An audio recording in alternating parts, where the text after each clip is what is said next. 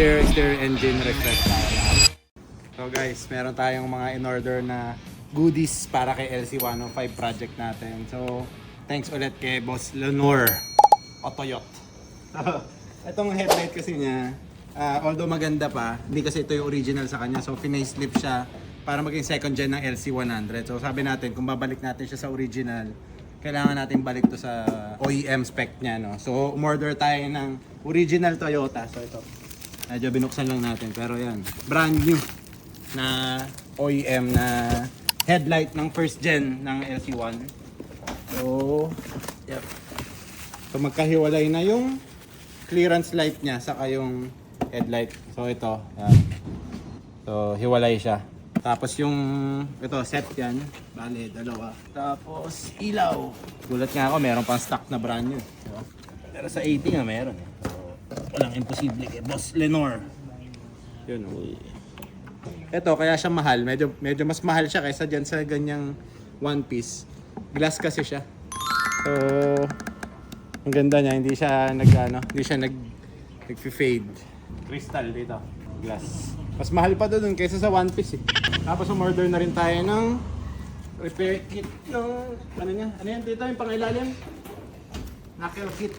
So yan, kay Boss Lenore din to. Kung kailangan nyo ng parts kay Boss Lenore o Toyota. So parang Ronel Toyota yun. Pag binaliktad nyo. So yan, so seal saka knuckle kit nung pangilalim natin. Plus may binili na si Tito na brand new part nung ano tawag doon Tito? Gearbox. So yung nabili natin to, may problema yung steering niya, hindi sumusunod yung kasi nakakalas yung ilalim. So ang problema niya, gearbox. So bumili si Tito ng brand new. So tinulungan tayo ni Boss Bitoy dun sa Marikina, Bitoy's Restoration. So yeah, shout out Boss Bitoy. Thank you sa pagtulong sa amin sa parts. So yeah, ito na, start na officially. So ngayon nagbabaklas tayo ng interior. Babalik natin sa OEM spec. Ayan dito, baklas na natin. Siding. So, ito. Pinabaklas natin yung sidings dahil kasi yung original niya na fabric pinalitan ng leather. So, ngayon, ibabalik natin siya sa original fabric. So, ito lang naman yung napalitan. So, yan. Ito, stock to. Ayan, babalik lang natin to sa fabric para bumalik yung original na look at feel niya. Dahil, siyempre, mas maganda yung original spec para dito kay 105. So, same din dito sa manibela, upuan. Yan, yung shift boot natin. Yan, babalik natin lahat yan sa original spec. Ayan, kasi yung may-ari, mahilig siya sa leather. So, ito, binalik na rin ni Tito sa original. Napansin ko dito. So, wala na yung aftermarket na button dito. Color red. Sa may gauge. Ito, yan. So, nilagyan, yung dating may-ari, naglagay sila ng switch dito. So, yan. Courtesy rin yan kay Boss Lenore. So, kung kailangan nyo ng mga parts na OEM, yun, PM lang kayo doon. So, yeah, madami tayo ngayong ginagastos dito.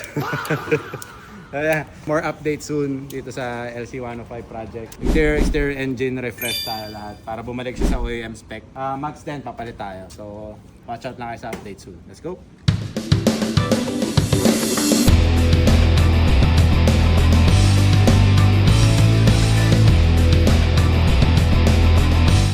Papadala na natin kay Jake to. So para mabalik siya sa original fabric condition. Tapos while ko-condition natin yung kotse, so sabay-sabay ulit maintenance tayo. Tapos upholstery ng buong interior. Back to original tayo dito sa LC105 project natin. Ayan, dyan din si Kuya galing sa LTO. Yan. Papatulong tayo sa stencil.